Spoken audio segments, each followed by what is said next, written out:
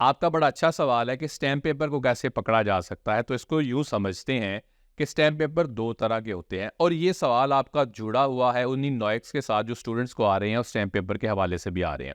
2 तरह के stamp papers हैं, एक वो कि जो डिजिटल से पहले हुआ करते थे मैनुअल। अब वो स्टैम्प फरोश जो है वो रखता था अपने पास रजिस्टर और रजिस्टर के ऊपर इसकी एंट्री करता था कि किसको मैंने स्टैम्प पेपर इशू किया और स्टैम्प की बैक साइड के ऊपर अपनी स्टैम्प करता है। यानी कि उस स्टैम्प पेपर की बैक साइड को अगर देखें तो स्टैम्प होती है, उसका नंबर होता है, उसका रजिस्ट्रेशन का लाइसेंस नंबर होगा और उसका कॉन्टैक्ट नंबर, तो उसको कॉन्टैक्ट किया जा सकता है, क्रॉस वेरीफाई किया जा सकता है। इसमें तो आ गया ह्यूमन इंटरेक्शन। अब स्टैम्प पेपर पाकिस्तान ने क्या किया कि डिजिटल स्टैम्प पेपर्स भी दिए।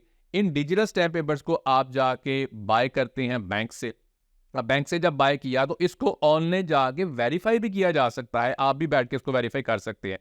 अब हुआ क्या कि जो तो असल थे वो तो असल थे, लेकिन कुछ लोगों के पास इसकी सॉफ्ट कॉपीज पड़ी थी, यानी एक स्टैम्प पेपर है उसकी सॉफ्ट कॉपी पड़ी हुई है।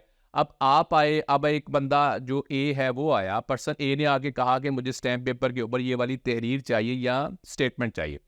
उसने क्या किया, उसने स्टैम्प पेपर फिजिकल था नहीं, सॉफ्ट कॉपी में था, जाके कंप्यूटर में उसने लिखा, लिख के उसने उसको इशू कर दिया, यानी उसको स्कैन्ड कॉपी इशू कर दी, सॉफ्ट कॉपी इशू कर दी। अब वही जो पर्सन टू आया तो पर्सन टू को भी उसने उसी के ऊपर आगे टैक्स दे दिया।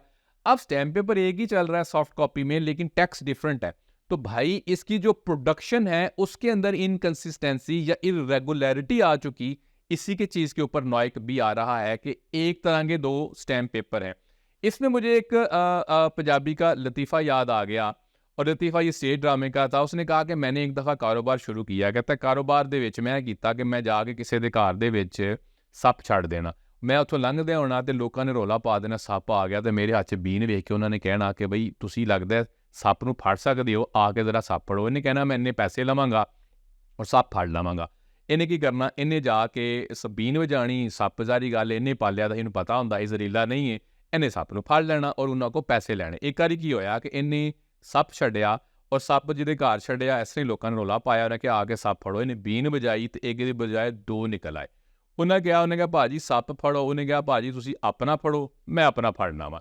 ਇੰਝ ਹੀ ਕੀਤਾ ਹੈ ਕਿਸੇ ਨੇ ਤੁਹਾਡੇ ਨਾਲ कि सॉफ्ट कॉपी उसकी मौजूद थी और एक ही सॉफ्ट कॉपी के ऊपर साहब की स्टेटमेंट्स को लगाया और डिपार्टमेंट ने जब जाके इसको वेरीफाई किया सॉफ्टवेयर्स के थ्रू, ऐसा नहीं है कि एक बंदा बैठा हुआ है पेंसिल कलम लेके और वो देख रहा है कि भाई एक जैसे हैं कि नहीं है, सॉफ्टवेयर से ये काम लिया जा सकता है।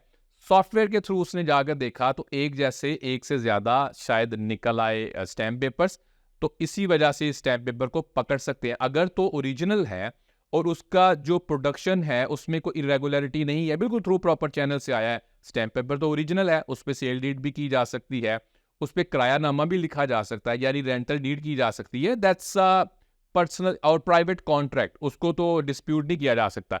लेकिन इस तरह के मामले हुए हैं कि जो मैंने आपको पहले बयान किया, तो इसमें इरेगुलरिटी पाई जाती है, जिसमें डिपार्टमेंट जो है एलिजिबली यही कहेगा कि इसमें इरेगुलरिटी है तो PIC 4020 आप पे लगना चाहिए था, या हम आपका वीज़ा कैंसिल करें क्योंकि इसी वजह से आपका वीज़ा जो है ये पार्ट ऑफ द प्रोसेस था, आपने ठीक डॉक्यूमेंट नहीं दिया।